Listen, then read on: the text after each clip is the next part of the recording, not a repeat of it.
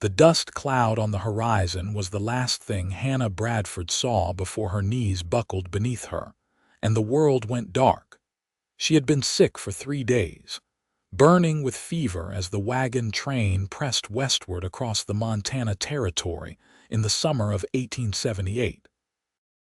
The others had grown tired of waiting, tired of her slowing them down when every day mattered before the mountain passes became impassable. Her aunt and uncle, who had reluctantly agreed to bring her west after her parents died, had made their choice when the wagon master gave his ultimatum. They left her with a canteen, some hardtack, and a threadbare blanket, promising themselves she would have died anyway. The wagons rolled on, and Hannah was left sitting against a scraggly pine tree, too weak to even call out. When she opened her eyes again, the sun had moved considerably across the sky. Her head pounded, her throat felt like sandpaper, and the canteen lay empty beside her. She had no memory of drinking at all. Hannah tried to stand but managed only to prop herself up against the tree trunk. The landscape stretched endlessly in every direction, rolling grassland dotted with sage and the occasional stand of trees. No wagons, no people, nothing but the wind and the distant cry of a hawk. She was going to die here. The thought came to her with strange clarity. At 21 years old, Hannah Bradford would become just another unmarked grave on the frontier, if she even got a grave at all. More likely the wolves or bears would find her first. She closed her eyes again, too exhausted to even cry. The sound of hoofbeats brought her back to consciousness. For a moment, she thought she was dreaming or that the fever had finally broken her mind completely. But the sound grew louder, more distinct, accompanied now by the creak of leather and the jingle of spurs. Hannah forced her eyes open and saw him.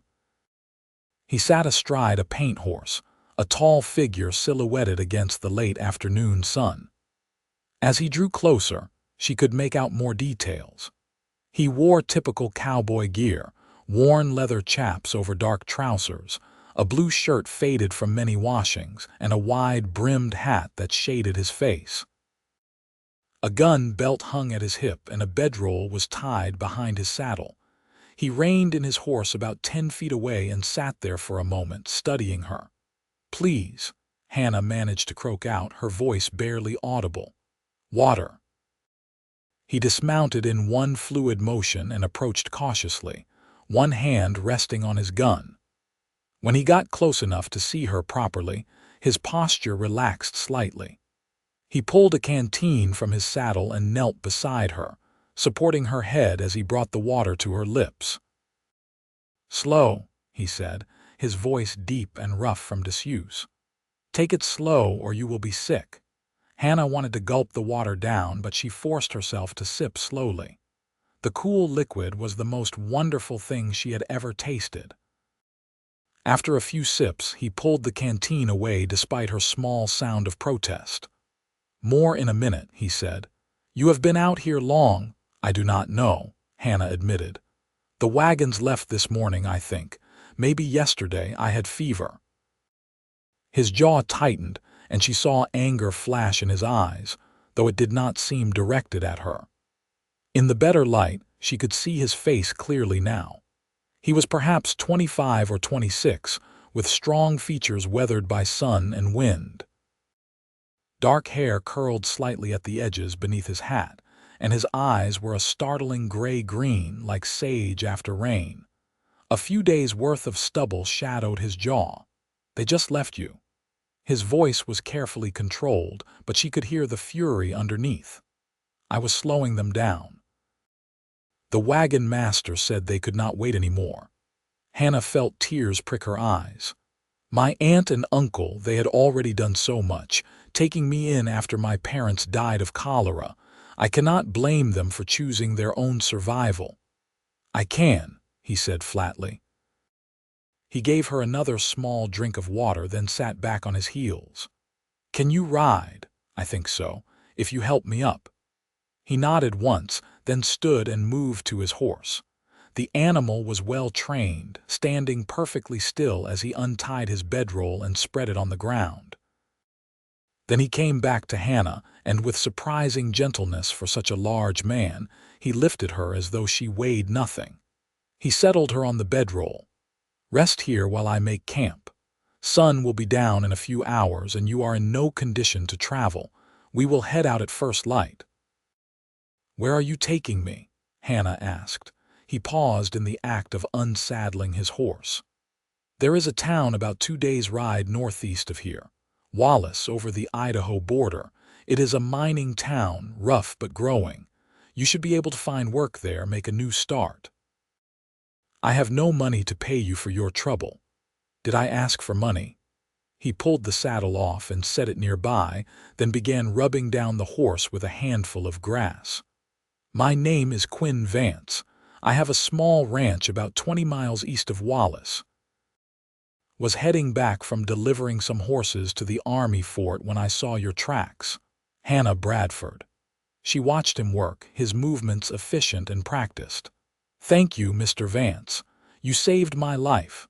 "Quinn," he corrected, "and we are not out of the woods yet. That fever might come back, and we are at least 3 days from anywhere with a doctor. But we will manage."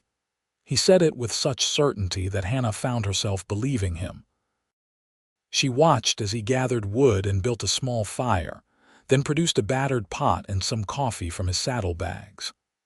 As the coffee brewed, he mixed flour, water, and a pinch of salt in a tin plate, forming dough that he wrapped around a green stick and held over the flames. "It is not much," Quinn said as he handed her a piece of the rough trail bread and some jerky. "But you need to get some food in you." Hannah ate slowly, afraid her stomach would rebel, but the food stayed down. The coffee was strong and bitter, but it was warm and it helped clear some of the fog from her mind. As the sun set in a blaze of orange and red across the western sky, she studied her rescuer more closely. Quinn Vance was a man of few words and economical movements.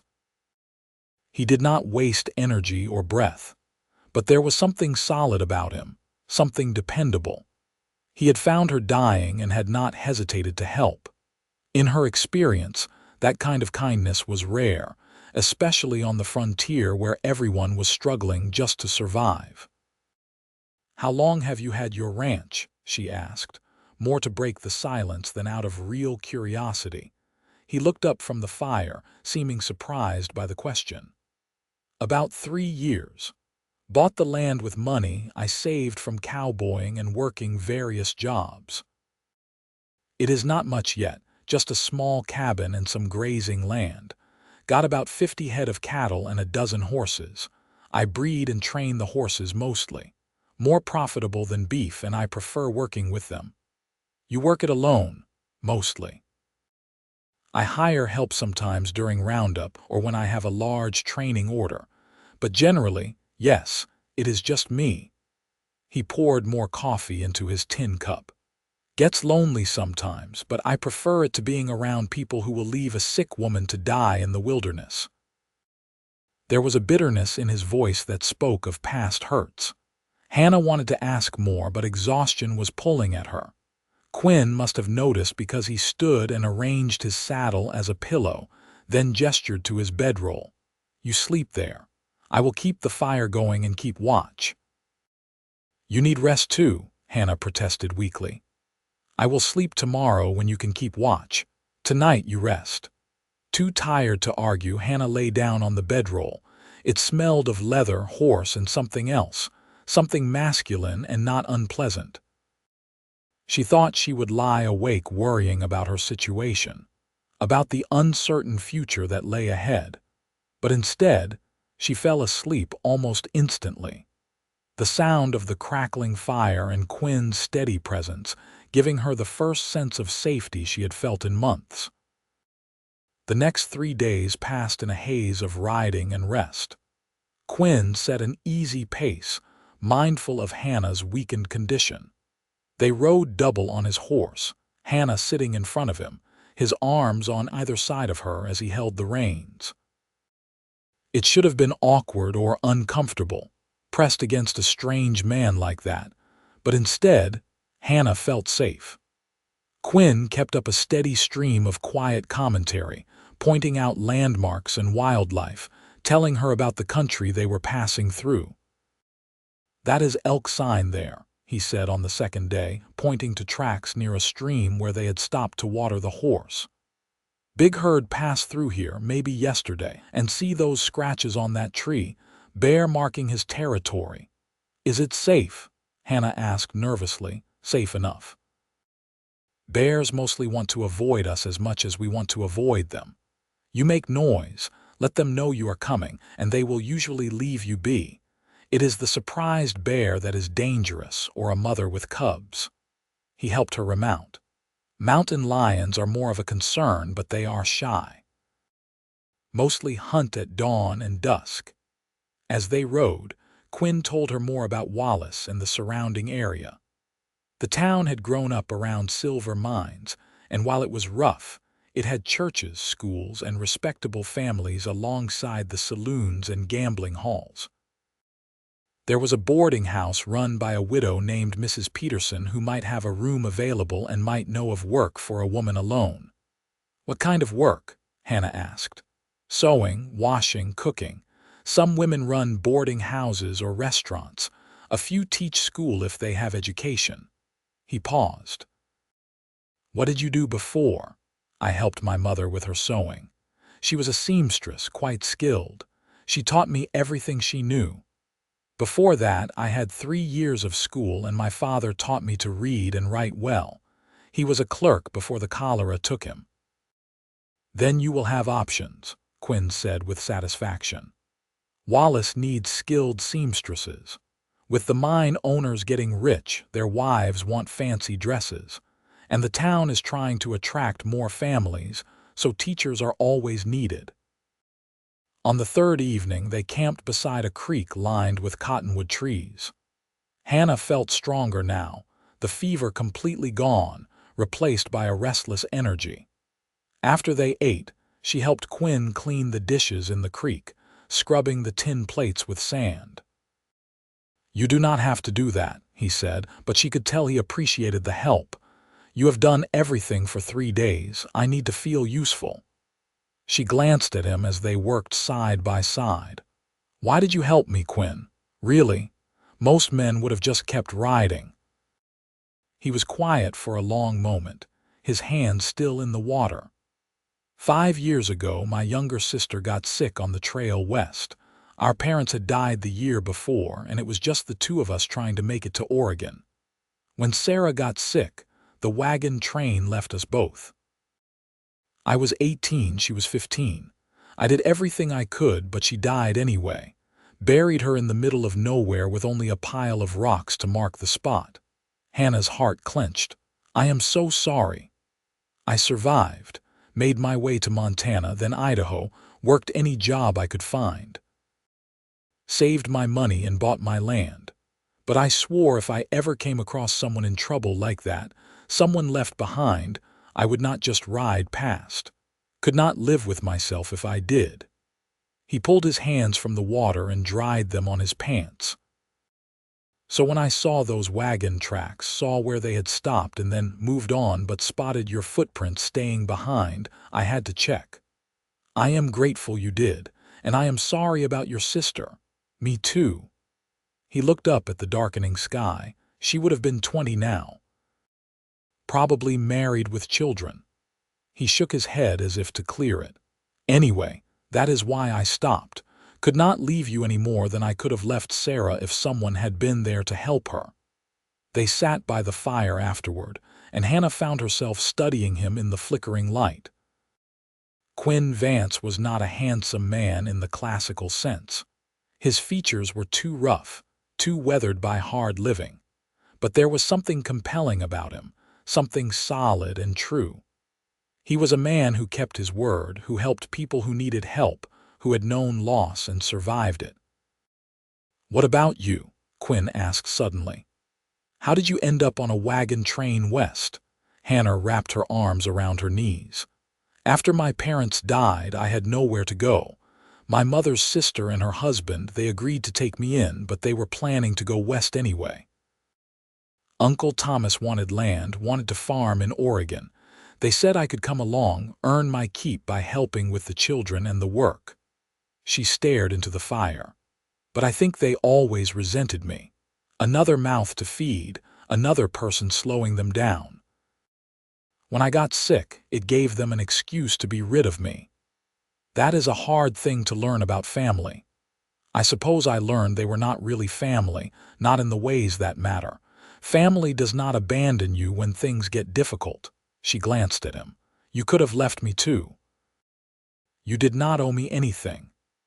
Maybe I needed to find you as much as you needed to be found, Quinn said quietly. Gets lonely out there on the ranch. Sometimes I go weeks without seeing another soul. Started talking to the horses and the cattle, which is never a good sign. A slight smile tugged at his mouth, the first she had seen from him. At least now I have someone who can talk back. Hannah laughed, surprising herself. It felt good to laugh, to feel something other than fear and despair. Well, I promise to be better company than your horses. I appreciate that. He poured them both more coffee. We should reach Wallace by early afternoon tomorrow. I will take you to Mrs. Peterson's boarding house and help you get settled. After that, well, you will be on your own, but I think you will do fine. You are tougher than you look. The compliment, simple as it was, warmed her more than the fire. Thank you, Quinn, for everything. He just nodded, looking uncomfortable with her gratitude. They sat in companionable silence as the stars came out overhead, countless brilliant points of light in the vast darkness. Hannah realized that despite everything she had lost, despite being abandoned and left to die, she felt something she had not felt in a long time. She felt hope. They reached Wallace just after midday, and Hannah's first sight of the town was both exciting and intimidating. It sprawled across a narrow valley between steep mountains, a chaotic jumble of wooden buildings lining a main street that was currently churning with activity. Freight wagons hauled equipment to the mines. Men on horseback navigated through crowds of pedestrians, and the sound of hammers and saws spoke of constant construction. Quinn guided his horse through the chaos with practiced ease, nodding occasionally to men who greeted him. They stopped in front of a large two-story building with a neatly painted sign reading Peterson's boarding house. Here we are, Quinn said, dismounting and then helping Hannah down. Her legs were shaky after so many hours of riding, but she managed to stand. The front door opened, and a woman emerged onto the porch. She was perhaps 50, comfortably plump, with gray-streaked brown hair pinned up neatly and sharp blue eyes that took in everything at a glance. Quinn Vance, as I live and breathe. It has been a month since you showed your face in town. Her gaze shifted to Hannah, curious but not unkind. And who is this? Mrs. Peterson, this is Miss Hannah Bradford. I found her 3 days ago, left behind by her wagon train. She is looking for a room and possibly work. Quinn's voice took on a tone Hannah had not heard before, almost gentle, certainly respectful. I was hoping you might help her. Mrs. Peterson's expression shifted from curious to outraged in an instant. Left behind? What kind of people leave a young woman alone in the wilderness? She bustled down the steps and took Hannah's arm. You poor dear, come inside right now, you look exhausted. I am well, thanks to Mr. Vance, Hannah said quickly. He saved my life. Did he now? Mrs. Peterson's gaze softened as she looked at Quinn. That sounds like something you would do. Well, come on, both of you. I will get some food in you and we will figure out the rest. Inside, the boarding house was clean and well kept, smelling of fresh bread and lemon oil. Mrs. Peterson led them to a dining room where several people sat eating lunch. She waved them to an empty table and disappeared into what Hannah assumed was the kitchen. She seems very kind, Hannah said quietly. She is. Lost her husband in a mine accident 5 years ago. Used their savings to open this place. She is fair and honest, and she does not tolerate nonsense from her boarders. You would be safe here." Quinn removed his hat and set it on the table. "And she knows everyone in town. If there is work to be had, she will know about it. Mrs. Peterson returned with 2 plates loaded with roast beef, potatoes, carrots, and thick slices of bread. "Eat," she commanded. "Then we will talk." The food was delicious, the best Hannah had eaten since leaving Missouri. She had to force herself to eat slowly to not make herself sick. Quinn ate steadily, comfortable with the silence, but Mrs. Peterson kept up a running commentary about the town and its residents. "The mine is doing well, which means the town is prosperous. We got 3 churches now, Presbyterian, Methodist, and Catholic. School year starts in September, and we are desperate for another teacher. Miss Winslow has been trying to teach 40 children by herself, and she is near to collapse." She looked pointedly at Hannah. "You have education." "Some. 3 years of formal schooling, and my father taught me beyond that. I can read and write well, do figures, know some history and geography." "That would be enough. The school board would hire you in a heartbeat if you are interested. Pays $40 a month plus room in the teacherage, which is a little cabin behind the school. $40 a month." It was more money than Hannah had ever imagined earning. "I would need to speak with the school board, but yes, I would be very interested. I will arrange a meeting. In the meantime, I have a room available, $6 a month including breakfast and dinner. Lunch is available for an extra $1 a month if you want it." Hannah's heart sank. She had no money at all. "I am afraid I cannot pay you right now. My aunt and uncle took everything when they left me, but I swear I will pay you back as soon as I find work. Mrs. Peterson waved a hand dismissively. "We will work something out. You can help in the kitchen until you get on your feet. Can you cook?" "Yes, madam. My mother taught me." "Then it is settled. Quinn, you did a good thing bringing her here." Mrs. Peterson stood, collecting their empty plates. "Come on, Hannah. I will show you your room. You probably want a bath and some clean clothes." Hannah looked at Quinn, suddenly reluctant to leave him. Over the past 3 days he had become her anchor, the one solid thing in a world that had gone mad. "Thank you," she said, knowing the words were inadequate. "I owe you my life." He looked uncomfortable again. "You owe me nothing, just build yourself a good life here. That will be thanks enough. Will I see you again? I come to town every few weeks for supplies." "I am sure our paths will cross." He stood, placing his hat back on his head. "You take care of yourself, Hannah Bradford. You too, Quinn Vance." She watched him leave, a tall figure moving through the crowded dining room with unconscious grace. When he was gone, she felt suddenly adrift, but Mrs.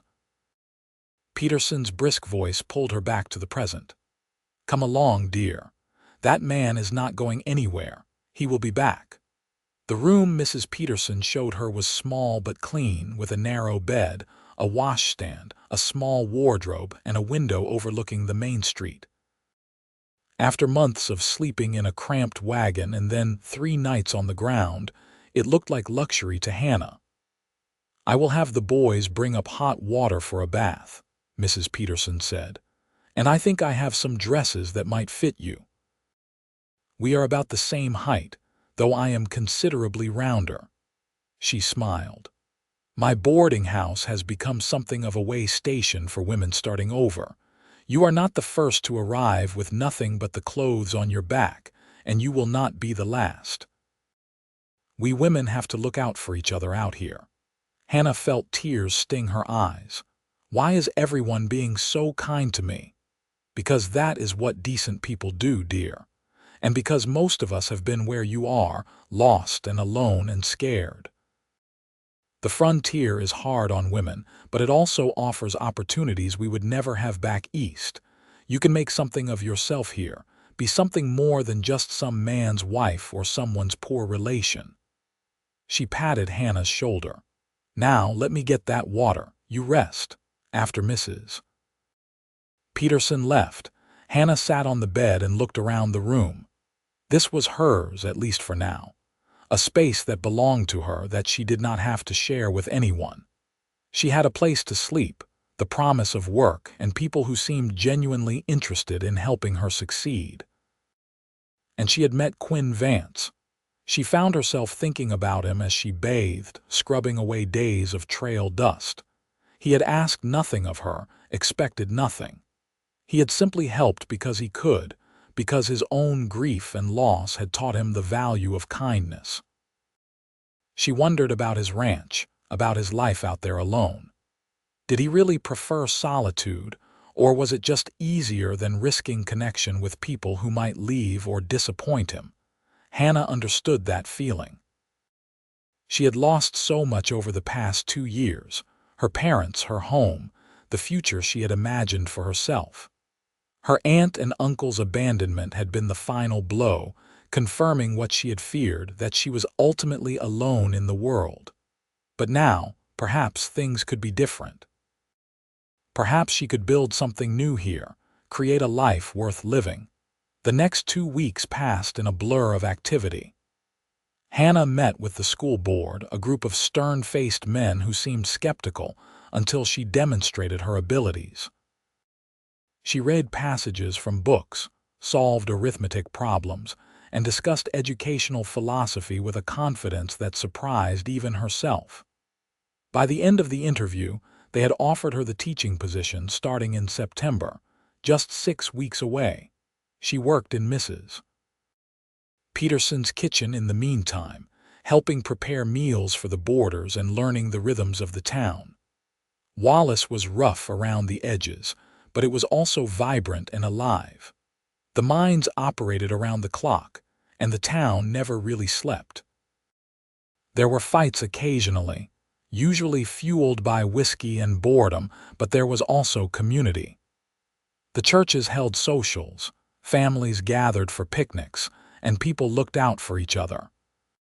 Hannah made friends with some of the other women, including Sarah Mitchell, who ran the general store with her husband, and Emma Chen, whose family operated a laundry.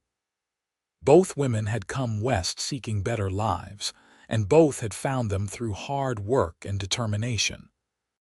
But despite the busy days and new friendships, Hannah found herself thinking often about Quinn Vance. She had not seen him since that first day, and she wondered if he would keep his promise to visit town again. Part of her worried that he would not, that he would stay out on his ranch and eventually fade from her memory like a dream. Then, one Saturday afternoon, 3 weeks after he had brought her to Wallace, Hannah was helping in the general store when the door opened and Quinn walked in. Her heart gave an unexpected jump. He looked the same, dressed in his worn cowboy clothes, his hat shading his face. But when he saw her, his expression brightened in a way that made her breath catch. "Hannah, you are looking well. So are you." She was acutely aware of Sarah Mitchell watching them with interest. "I got the teaching position. I start in September." "That is wonderful. I knew you would do fine." He turned to Sarah. "I need some supplies. Flour, coffee, sugar, beans, and some nails 3-inch. As Sarah filled his order, Quinn turned back to Hannah. "How is Mrs. Peterson treating you?" "She is wonderful. Everyone has been so kind." Hannah hesitated, then took a chance.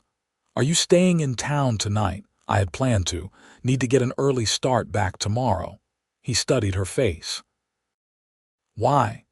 "There is a dance tonight at the church. I thought maybe if you were not busy you might want to go."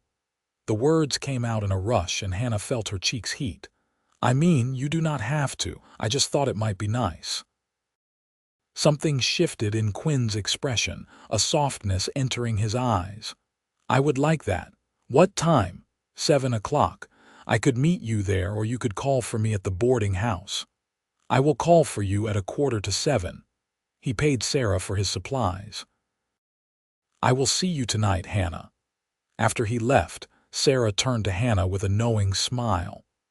"Quinn Vance is a good man. Keeps to himself mostly, but he is honest and hardworking. And the way he looked at you just now, well, let me just say I think you made quite an impression." Hannah tried to brush it off, but inside she felt a flutter of excitement. She had thought about Quinn constantly for 3 weeks, but she had convinced herself that it was just gratitude, just the natural attachment one felt towards someone who had saved her life. But seeing him again, the way her heart had leaped, the way she had immediately wanted to spend more time with him, that suggested something deeper. That evening, Hannah dressed carefully in one of the dresses Mrs. Peterson had given her, a simple blue calico that nonetheless fit her well and brought out the color of her eyes. She pinned her blonde hair up, leaving a few curls to frame her face, and studied herself in the small mirror. She looked nervous but excited, her cheeks flushed and her eyes bright. Quinn arrived exactly at 6:45, dressed in clean clothes, his dark hair still damp from washing. He held his hat in his hands and looked almost as nervous as Hannah felt. "You look beautiful," he said simply. "Thank you. You look very handsome." They walked to the church together through the evening streets. The sun was setting, painting the sky in shades of orange and purple, and the air was finally cooling from the day's heat. The church was already full of people when they arrived, the sound of fiddle music spilling out into the street. Inside, lanterns hung from the rafters, casting warm light over the crowd. People of all ages had come, from children racing around the edges of the room to elderly couples sitting and watching the dancers. The fiddle player was joined by someone on guitar, and they were playing a lively reel. Quinn led Hannah to the dance floor and, to her surprise, proved to be a competent dancer. He held her properly, leading her through the steps with quiet confidence. They danced 3 dances before taking a break, stepping outside for some fresh air. "I did not expect you to be such a good dancer," Hannah said, smiling up at him. He shrugged. "My mother insisted Sarah and I learn. She said it was important to have social graces even on the frontier. I am glad now that she did, though I have not danced in years. You could not tell." "You are very good." Hannah leaned against the church wall, looking up at the stars beginning to appear in the darkening sky. "This is nice. Everything about being here, about starting over. I did not think I would ever feel this way again, happy and hopeful. You deserve to feel that way.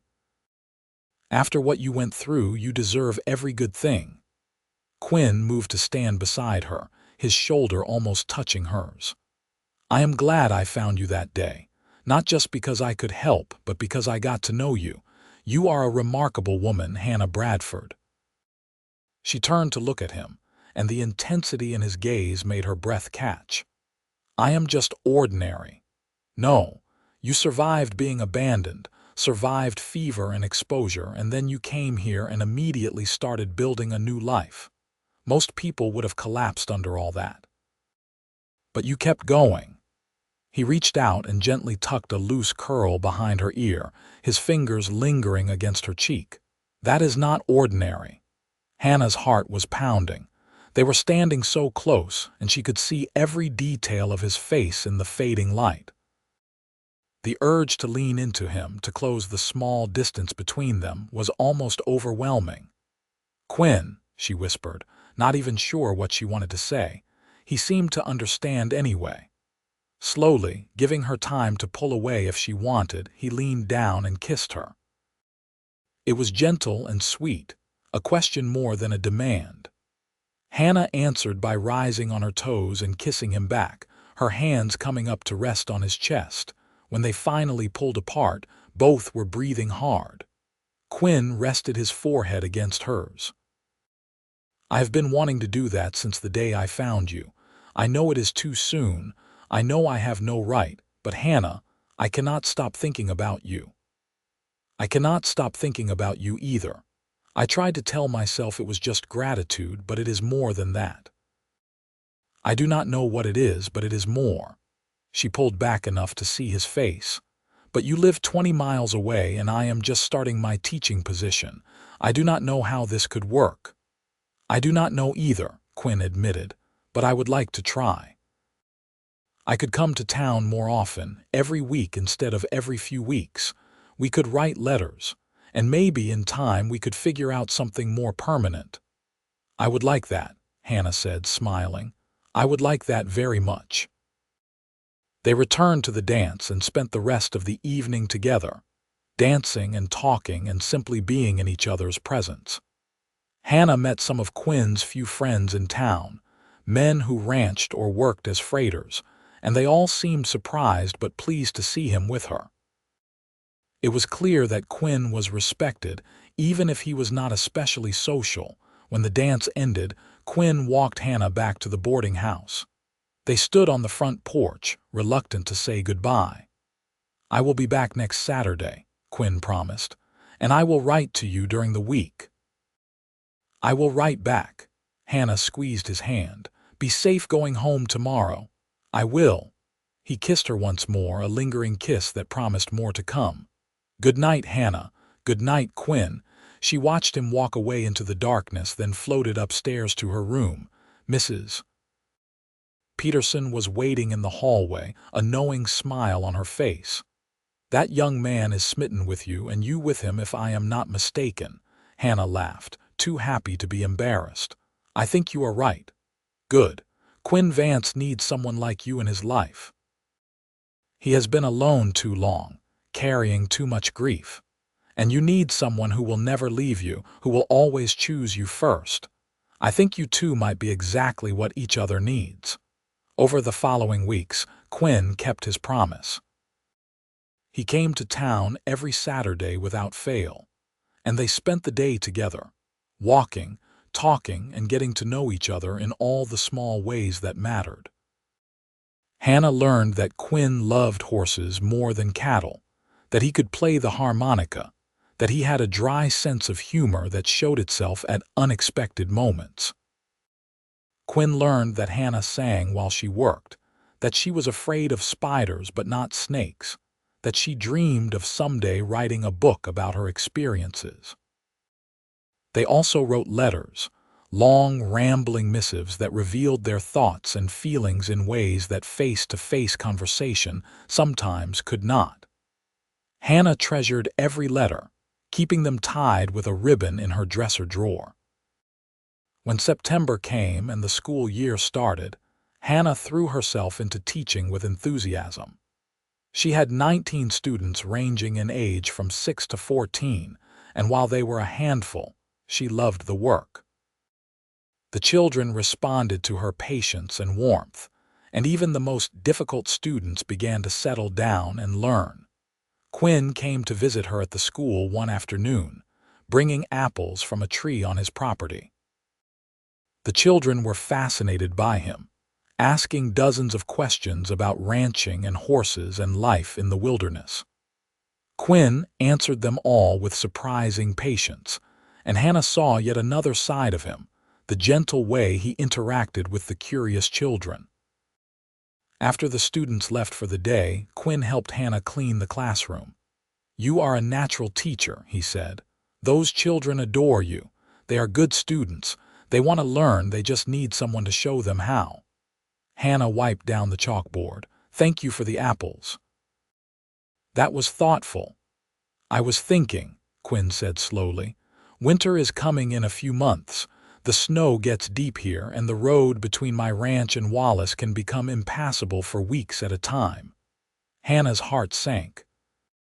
She had been trying not to think about winter, about what it would mean for their relationship. "I know. I do not want to go weeks without seeing you. These past 2 months, seeing you every week, writing to you, it has made me happier than I have been in years. I do not want to lose that." "I do not want to lose it either, but I have my teaching contract and you have your ranch. We both have responsibilities." Quinn crossed the room and took her hands in his. "Marry me." Hannah's breath stopped. "What, marry me?" "I know it is fast. I know we have only known each other a few months, but Hannah, I love you." I think I have loved you since I saw you sitting under that tree, too stubborn to give up even though you were dying. You are the bravest, strongest, kindest woman I have ever known, and I want to spend my life with you." "I love you too," Hannah whispered, tears filling her eyes. "But marriage, Quinn, that is such a big step. Are you sure?" "I have never been more sure of anything. I know what my life was like before you, lonely and empty. And I know what it has been like since I met you, full of light and hope and happiness. I want that always. I want you always." He squeezed her hands. "Say yes, Hannah. Please say yes." She looked into his eyes, those gray-green eyes that had looked at her with such kindness from the first moment, and she knew her answer. "Yes. Yes, I will marry you." Quinn pulled her into his arms and kissed her, a kiss full of joy and promise. When they finally pulled apart, both were laughing and crying at the same time. "When?" Hannah asked. "I have my teaching contract through May." "What if you talked to the school board, explained the situation? Maybe they would release you from the contract early. Or maybe you could keep teaching through December and we could marry at Christmas. Then you would move out to the ranch and could still finish the school year, riding in with me when the weather allows. I could ask, though it is a lot of riding back and forth in winter. We would make it work. Or I could find someone to run the ranch for a few months while I stay in town with you. Whatever we need to do, we will figure it out together." Quinn cupped her face in his hands. "I am not going to lose you to something as simple as distance or weather. We will find a way." The school board was surprisingly understanding when Hannah explained the situation. They agreed to release her from her contract at the end of December, giving her time to finish the first term and allowing them time to find a replacement teacher for the spring. The decision meant Hannah could marry Quinn at Christmas and move to the ranch without abandoning her students mid-year. The next few months were a whirlwind of planning and preparation. Mrs. Peterson insisted on hosting the wedding at the boarding house, and the women of Wallace came together to help. Sarah Mitchell donated fabric for a wedding dress. Emma Chen and her mother sewed it, and the church ladies prepared food for the reception. Quinn came to town every Saturday as always, and he and Hannah spent the time together, making plans for their future.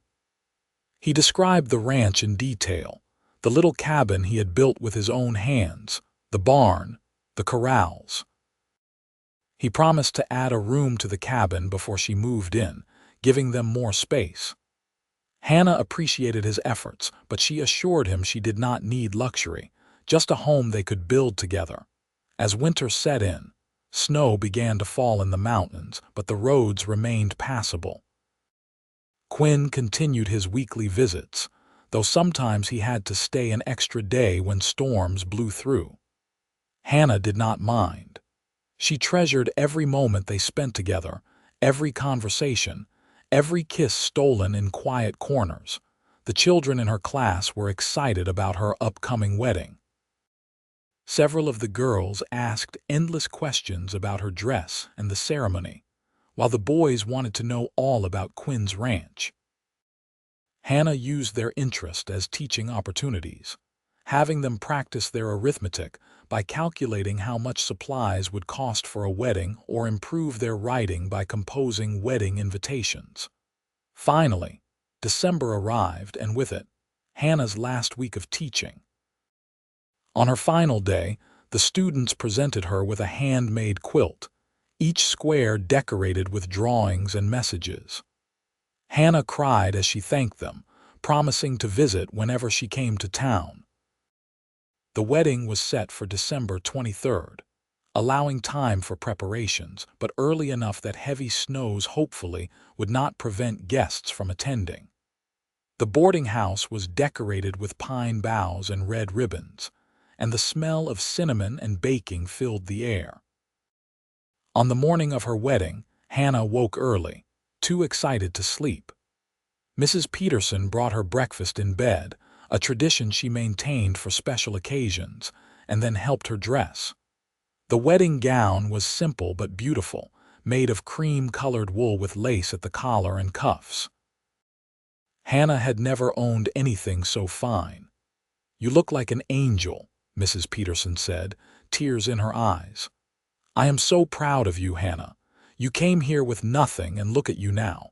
A respected teacher marrying a good man, about to start a wonderful life." "I could not have done any of it without you," Hannah said, hugging her fiercely. "You gave me a chance when I had nothing, when I was just a charity case. You believed in me. You gave yourself the chance by having the courage to keep going. I just provided a room." Mrs. Peterson dabbed at her eyes with a handkerchief. "Now, let us get you married before Quinn wears a hole in the floor with his pacing." The ceremony was held in the boarding house parlor, with Reverend Thompson from the Presbyterian Church officiating. About 40 people crowded into the room, everyone Hannah had come to know and care about over the past 5 months. Sarah and Emma stood up with her, while 2 of Quinn's rancher friends stood with him, but Hannah had eyes only for Quinn. He stood at the front of the room in a new suit, probably the first new clothes he had bought in years, looking nervous and handsome and absolutely perfect. When he saw her, his expression transformed, filling with such love and wonder that Hannah felt her eyes well with tears. She walked to him on shaking legs, and when she took his hands, she felt the slight tremor in them. He was as nervous as she was, and somehow that made everything better, more real. Reverend Thompson began the ceremony, his voice sonorous and comforting. Hannah barely heard the words. She was too focused on Quinn, on the way he looked at her, on the feel of his hands holding hers. Then it was time for the vows. Quinn spoke first, his voice rough with emotion. "Hannah Bradford, I promise to love you, protect you, and stand by you for the rest of my days. I promise to never leave you, never abandon you, to always choose you first. You are my heart, my home, and my future. I will spend my life trying to be worthy of the gift you have given me by agreeing to be my wife." Hannah's voice shook as she responded. "Quinn Vance, I promise to love you, support you, and build a life with you. I promise to be your partner in all things, to stand beside you through whatever comes. You saved my life, but more than that, you gave me reason to want to live it. I love you with everything I am, and I will love you until my last breath. Then, by the power vested in me, I now pronounce you husband and wife. Quinn, you may kiss your bride." Quinn pulled Hannah into his arms and kissed her thoroughly, not caring that they had an audience. The room erupted in applause and cheers, but Hannah was only aware of Quinn, of the way he held her like she was precious, like she was everything. The reception was joyful and boisterous. Mrs. Peterson and the other ladies had prepared a feast, and someone produced a fiddle and guitar. There was dancing and toasting and more food than anyone could eat. Hannah danced with Quinn, with some of his friends, and even with some of her former students who had been allowed to attend. But finally, as evening fell, it was time to leave. Quinn had taken a room at the hotel for their wedding night, wanting to give Hannah one night of comfort before they headed to the ranch the next day. The guests showered them with rice as they left, calling out blessings and good wishes. The hotel room was simple but clean, and someone, probably Mrs. Peterson, had left flowers on the small table and turned down the bed. Quinn locked the door behind them and then just stood there, looking at Hannah with such intensity that she felt her cheeks heat. "I cannot believe you are really my wife," he said softly. "I cannot believe you are really my husband." Hannah moved closer to him. "I was so lost, Quinn. I thought my life was over, but you found me and you gave me everything. A future, a home, love. How do I ever thank you for that?" "You do not need to thank me. You gave me just as much. You gave me reason to stop hiding away on my ranch, to rejoin the world. You made me believe in the future again." He reached out and gently began removing the pins from her hair, letting the blonde waves fall around her shoulders. "You are so beautiful. I am the luckiest man alive." "I love you," Hannah whispered. "I love you too. So very much." He kissed her then, and the kiss deepened, became something more urgent, more passionate. They undressed each other slowly, learning the landscape of each other's bodies, murmuring words of love and wonder. When they finally came together as husband and wife, it was with tenderness and reverence, a physical expression of the bond that already existed between their hearts. Afterward, they lay tangled together in the narrow bed, unwilling to let even an inch of space separate them. Quinn traced lazy patterns on Hannah's bare shoulder, his touch sending pleasant shivers through her. "Are you happy?" he asked. "Happier than I ever imagined I could be. Are you?" "Yes. I spent so long being angry at the world, at the people who left Sarah to die, at myself for not being able to save her. But meeting you, falling in love with you, it healed something in me. I feel whole again." He kissed her forehead. "Thank you for saying yes. Thank you for taking a chance on a broken-down cowboy. You are not broken down. You are strong and good and everything I could ever want." Hannah nestled closer to him. "I cannot wait to see our home, to start our life together." "Tomorrow," Quinn promised. "Tomorrow I take you home." They set out the next morning in Quinn's wagon, which he had brought to town for the occasion.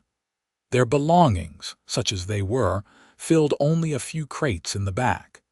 Hannah wore her warmest dress and coat, as December cold had settled over the territory. But wrapped in blankets beside Quinn, watching the steam of the horse's breath in the cold air, she felt warm and content. The ride to the ranch took most of the day, following a rutted track through forest and meadow.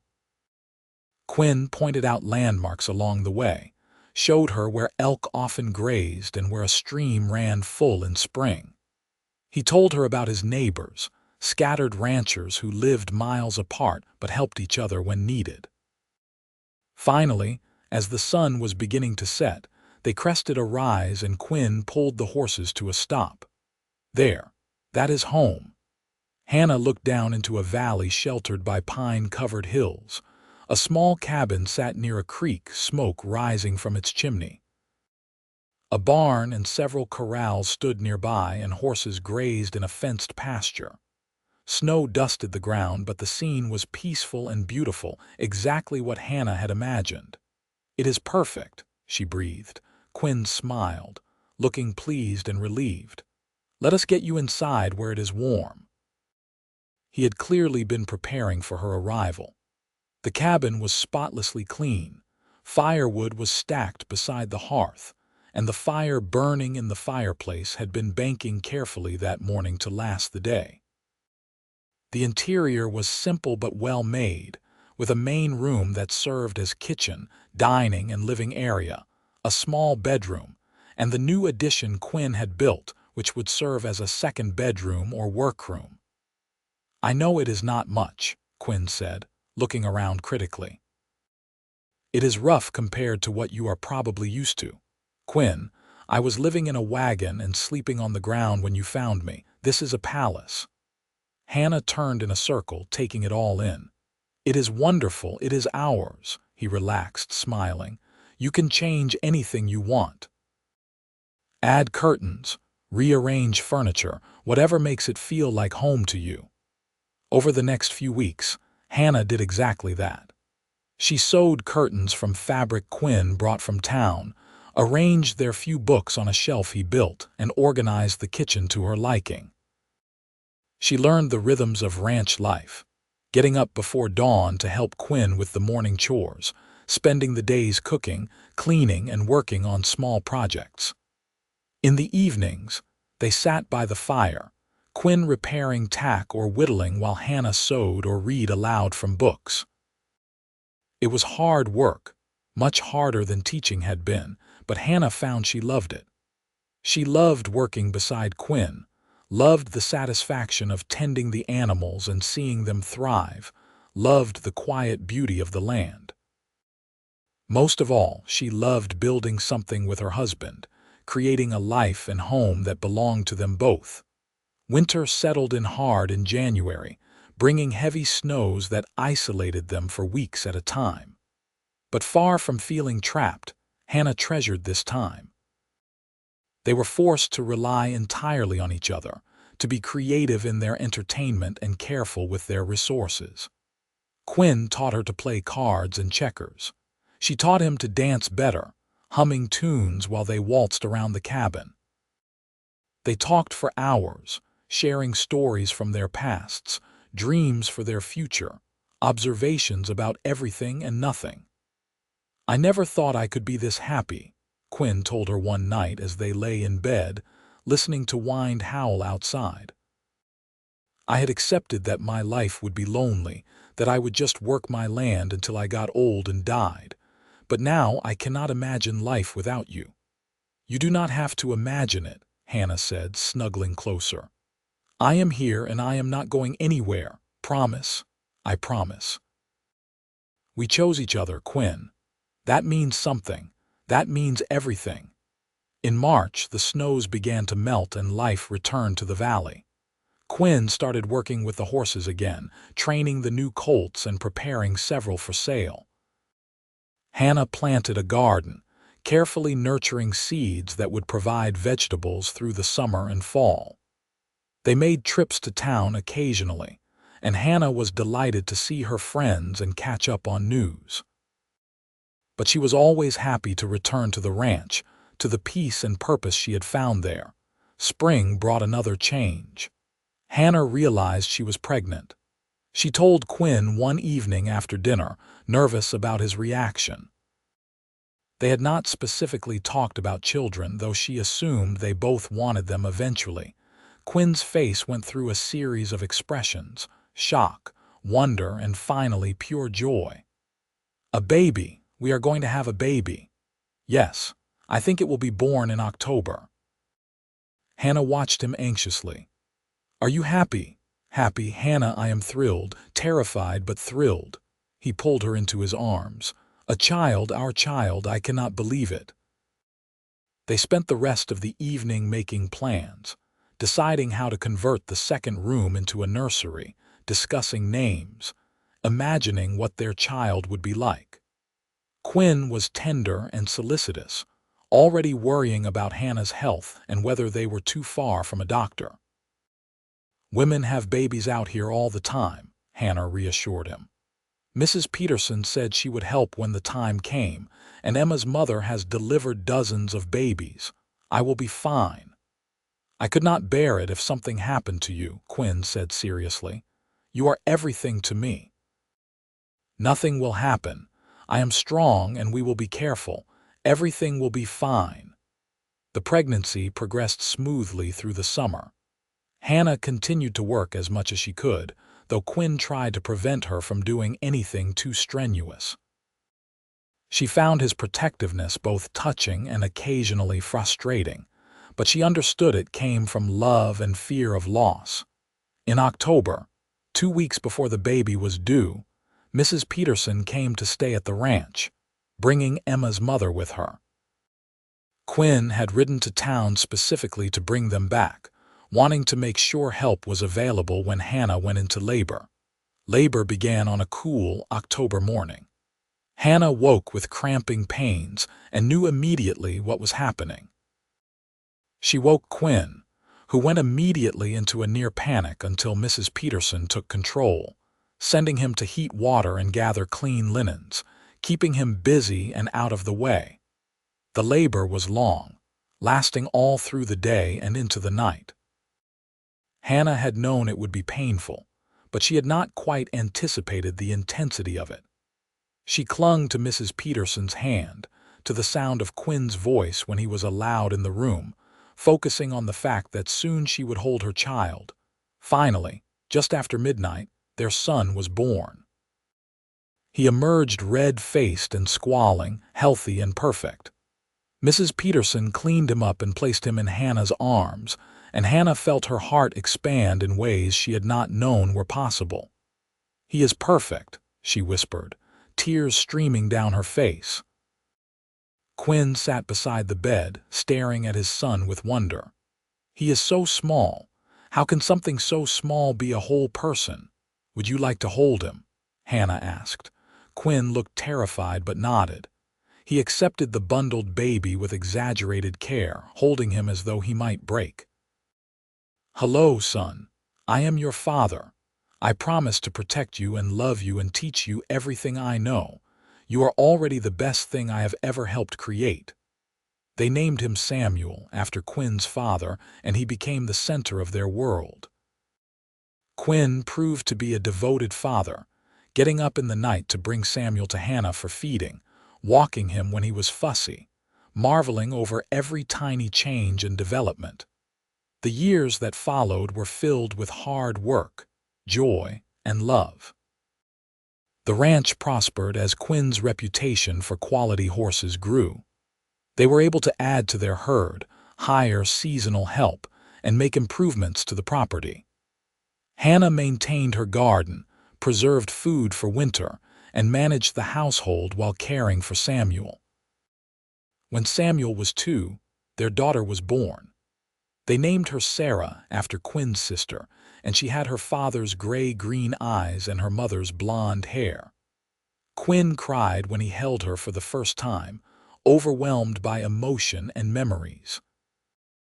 "I wish my sister could have met you," he told Hannah. "She would have loved you. She would have loved our children." "I wish I could have known her," Hannah said softly, "but in a way she brought us together. Your love for her, your grief over losing her, that is what made you stop for me that day. She is part of our story." The children grew, and the ranch grew with them. Samuel was quiet and thoughtful like his father, happiest when working with the animals. Sarah was bold and adventurous, always getting into mischief and making everyone laugh. They filled the cabin with noise and love and the beautiful chaos of family life. Quinn and Hannah's love deepened with the years. They had their disagreements, as all couples do, but they worked through them with communication and compromise. They supported each other through difficult times, celebrated victories together, and built a partnership based on mutual respect and devotion. On their 10th anniversary, Quinn took Hannah back to the place where he had found her. The landscape had not changed much, still rolling grassland with scattered trees. They stood together, looking out over the land. "I think about that day sometimes," Hannah said. "How close I came to dying. How easily you could have ridden past and never seen me. But I did not. I found you and you found me, and we found the life we were meant to have together." Quinn put his arm around her.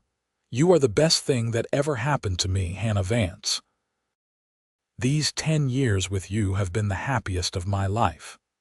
"Mine too. Even with all the work, all the struggles, all the sleepless nights with crying babies, I would not change a single moment. This life we built, it is everything I ever dreamed of and so much more." They stood there as the sun set, watching colors paint the sky. Two people who had been lost and found each other, who had taken nothing and built everything. Behind them, the sound of their children playing drifted on the wind, a promise of the future they had created together. Years continued to pass, each one bringing its own challenges and triumphs. Samuel grew into a strong young man who shared his father's love of horses and quiet competence. Sarah became a skilled rider and sharp negotiator, often accompanying Quinn to town to help sell their horses. When she was 16, she announced her intention to become a veterinarian, determined to be one of the first women in the territory to do so. Quinn and Hannah supported her dream wholeheartedly, even as they worried about the challenges she would face. When Samuel was 20 and Sarah 18, Hannah discovered she was pregnant again, much to everyone's surprise. At 41, she had thought her childbearing years were over. This pregnancy was harder than her previous 2, and Quinn worried constantly, but in the spring, they welcomed another son, Joseph. Holding her 3rd child, watching her husband play with their baby while their grown children looked on with delight. Hannah reflected on the incredible journey her life had taken. From a sick woman abandoned to die in the wilderness to a wife, mother, and partner in a thriving ranch, she had traveled further than the miles from Montana to Idaho could measure. "What are you thinking?" Quinn asked, noticing her contemplative expression. "I am thinking about how grateful I am. For you, for our children, for this life. I am thinking that being left behind by that wagon train was the best thing that ever happened to me because it led me to you." Quinn smiled and kissed her forehead. "It led us to each other. And I will spend every remaining day of my life making sure you never regret choosing me." "I could never regret it. You are my home, Quinn. You always have been, from the moment you gave me water and refused to leave me behind. You saved my life, and then you made it worth living." Their love story had begun with abandonment and desperation, but had transformed into something beautiful and enduring.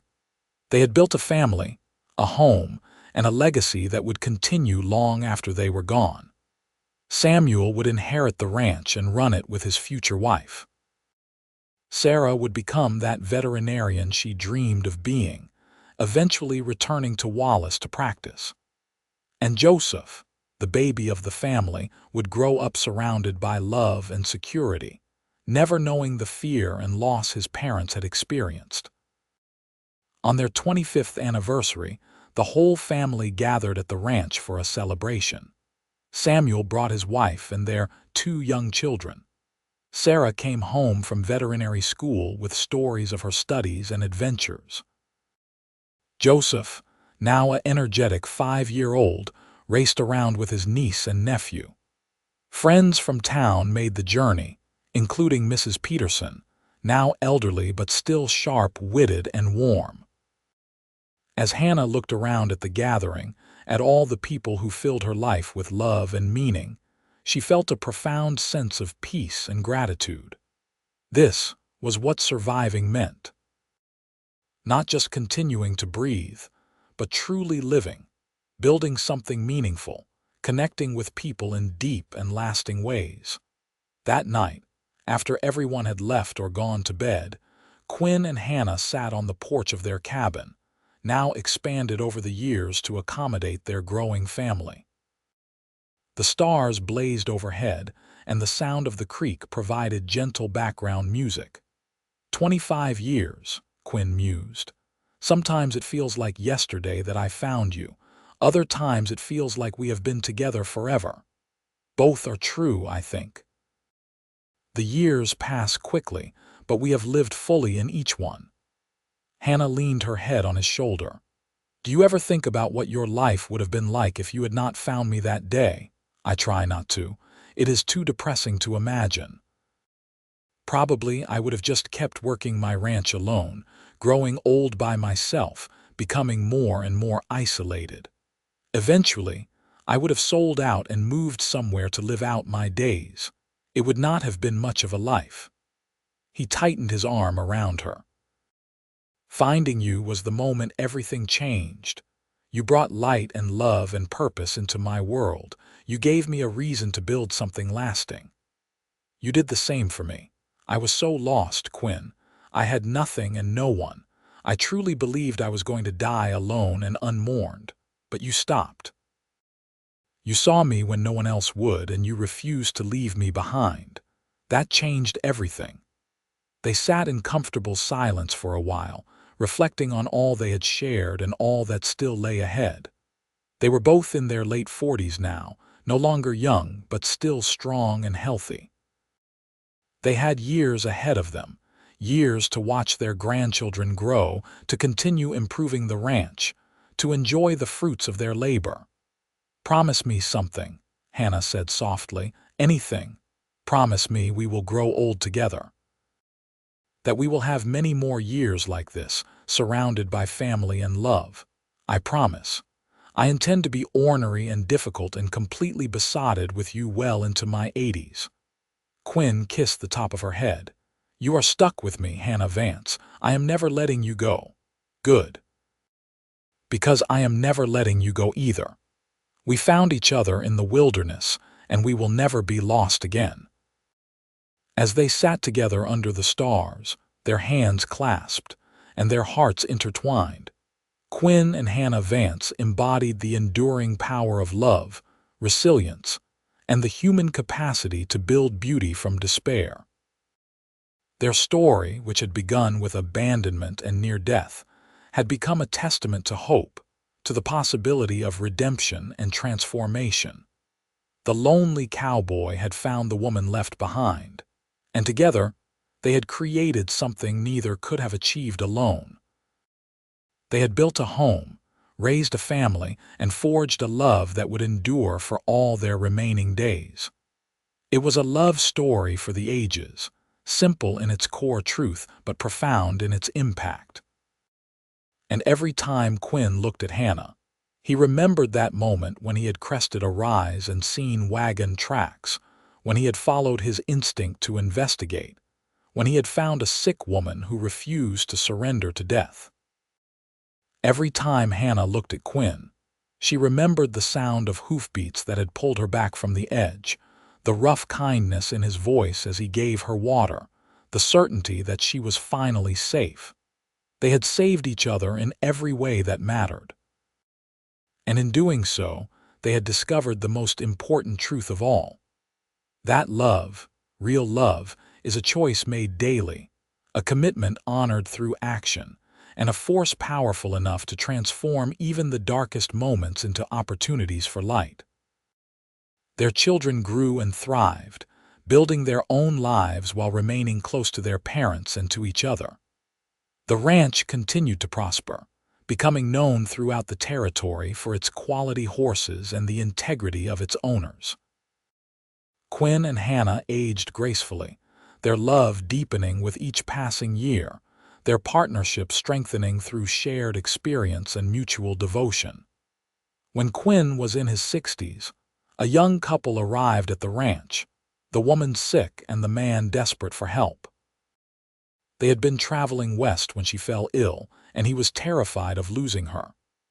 Quinn and Hannah took them in without hesitation, nursing the woman back to health, providing food and shelter, asking nothing in return. As the couple prepared to leave, the young man tried to pay them. Quinn refused. "Just promise me something," he said. "Promise that if you ever come across someone who needs help, someone alone and in trouble, you will stop, you will help, pass it on." The young man, tears in his eyes, promised he would. After they left, Hannah came to stand beside Quinn. "You are still saving people left behind. We both are. Because we remember what it was like. We remember how much one act of kindness can change everything." He pulled her close. "I will never stop being grateful for that day I found you. It was the beginning of everything good in my life. And you were the beginning of everything good in mine." As the sun set over the Idaho mountains, painting the sky in shades of gold and crimson, Quinn and Hannah Vance stood together on the land they had built into a home. They had started with nothing but each other, and that had been enough. It had been more than enough. It had been everything. Their story, born from abandonment and desperation, had become a testament to the enduring power of love and the resilience of the human spirit. They had been lost and found each other. They had been broken and healed each other. They had been alone and created a family together. And when they finally passed on, many years later, within months of each other as devoted couples often do, they left behind a legacy of love, integrity, and kindness that lived on in their children, grandchildren, and all the lives they had touched. The ranch continued to thrive under Samuel's care. Sarah's veterinary practice served the community for decades. Joseph became a teacher, passing on knowledge to future generations. But more than the material legacy, Quinn and Hannah left behind the story of two people who had refused to give up, who had found each other against all odds, and who had built a love that lasted a lifetime. It was a story told and retold in the valley, A reminder that even in the hardest circumstances, hope can survive, love can flourish, and two lost souls can find their way home to each other. The wagon train that had left Hannah behind continued west to Oregon, and those who abandoned her lived their lives never knowing what they had lost by their choice. But Hannah and Quinn, they knew exactly what they had gained. They had gained everything that mattered, everything that lasted, everything that made life worth living. And in the end, that was the real story. Not the abandonment, not the rescue, but what came after. The life built together. The love that grew stronger with each passing year. The family created from nothing. The home forged in the wilderness. The partnership that proved that two people working together, committed to each other, choosing love every single day could overcome anything. They had been left behind and found. They had been lost and saved. They had been strangers and became soulmates. And their love story, beginning on a dusty trail in the Montana Territory in the summer of 1878, became the foundation for generations of love, strength, and resilience that followed. Quinn Vance, the lonely cowboy, had found more than a woman to rescue that day. He had found his purpose, his partner, his future. And Hannah Bradford had found more than salvation from death. She had found life, love, and a home where she would always belong, where she would never again be left behind. Together, they had written a love story for the ages, proving that sometimes the worst moments can lead to the best outcomes, and that true love, when found and nurtured, can transform everything. Their story ended not with dramatic flourish but with quiet contentment, surrounded by family, secure in their love, at peace with their choices. They had lived fully, loved deeply, and left the world better than they found it. And really, what more could anyone ask from a life well lived?